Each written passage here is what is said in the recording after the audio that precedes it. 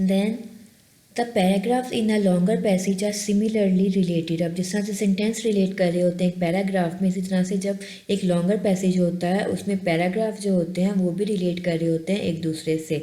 They all support the one central idea of the entire passage. अब वो पूरा जो पैसेज है वो एक ही में जो एक उसका मेन आइडिया या सेंट्रल आइडिया होता है उसको सब जो पैराग्राफ्स हैं वो उसको सपोर्ट कर रहे होते हैं। This is why the main idea of a multi paragraph passage such as a textbook chapter or newspaper article is often called the central idea to distinguish it from the main idea of each paragraph। इसीलिए वो कह रहे हैं कि main idea है जो किसी भी जो कि मल्टी पैराग्राफ पैसेज पर, जैसे कि कोई टेक्स्ट बुक का चैप्टर हो सकता है या न्यूज़पेपर का आर्टिकल हो सकता है, उसे जो है आमतौर पे सेंट्रल आइडिया कहा जाता है।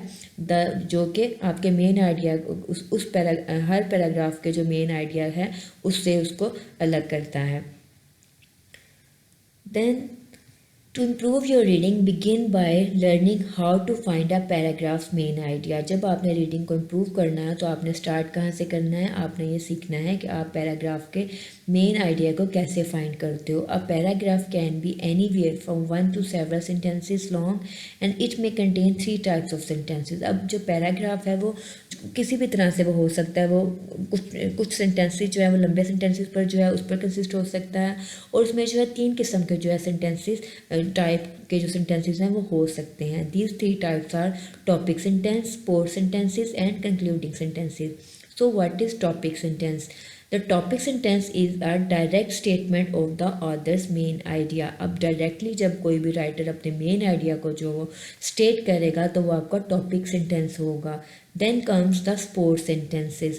So these sport sentences contain major or minor details that help or explain the main idea। अब इसमें क्या होता है, या तो इसमें कुछ बड़ी इसमें डिटेल प्रोवाइड की जाती हैं या कुछ माइनर जो डिटेल्स हैं वो दी जाती हैं जो कि फर्दर आपके मेन आइडिया को जो है वो एक्सप्लेन कर रही होती हैं या उससे सपोर्ट कर रही होती हैं।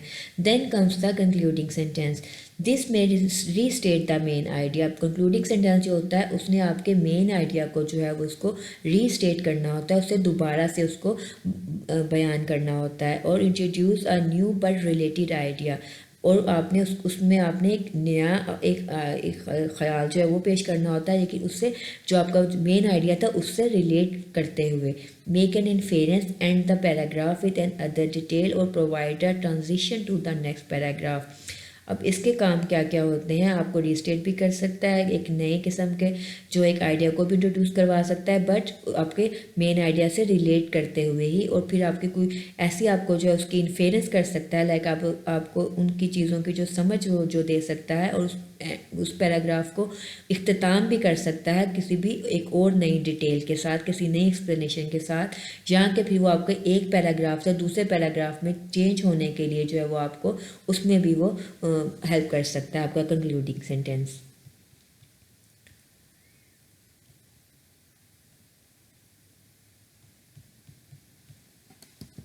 Now here is an example.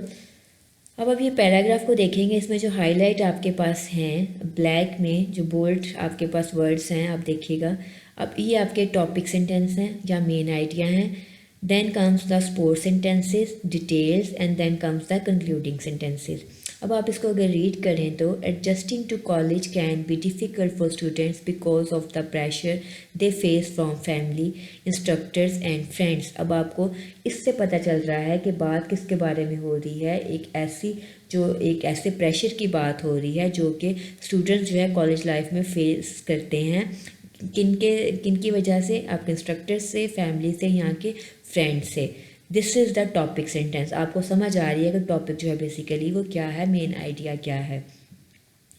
Then आप इसको फर्दर आप रीड करेंगे तो family members for example may expect a student to add studying and attending classes to his or her other responsibilities. They may resent being asked to take on more than chores or spend time alone while the student studies. Students who faces this kind of pressure from family may have difficulty reaching desired goals. Another pressure student faces from instructors. From the student's point of view, each instructor acts as if the student has no other courses to take.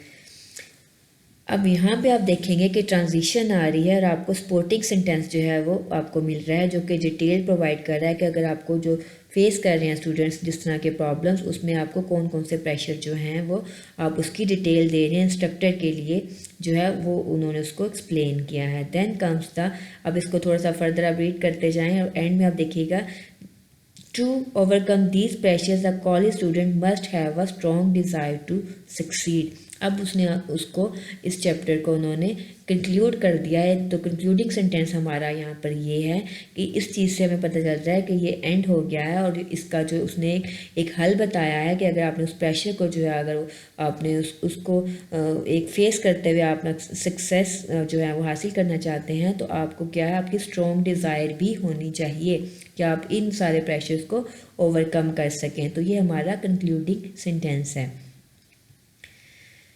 So explanation इसकी further मैंने यहाँ पे detail भी add की है। The first sentence of this paragraph is the topic sentence which states the author's main idea. अब main idea जैसे मैंने आपको बताया कि प्रेशर है from family, instructors and friends can make students adjustment to college difficult, कि आपके जो इन फ्रेंड्स, फैमिली, इंस्ट्रक्टर की जो प्रेशर होता है वो एक स्टूडेंट को कॉलेज में जो एडजस्ट होने में काफ़ी डिफ़िकल्ट जो है वो क्रिएट करता है। Then the last sentence of the paragraph is the concluding sentence. अब इन बिटवीन जो है इन दोनों के बीच में जो है वो स्पोर्टिंग सेंटेंस है, जो कि आपकी एग्जांपल दे रहा है 3 किस्म के प्रेशर को और एक्सप्लेन कर रहा है कि किस तरह के जो प्रेशर्स हैं वो एक स्टूडेंट के कॉलेज में एडजस्ट होने को वो डिफ़िकल्ट कर देता है। The concluding sentence then introduces a new but related ideas.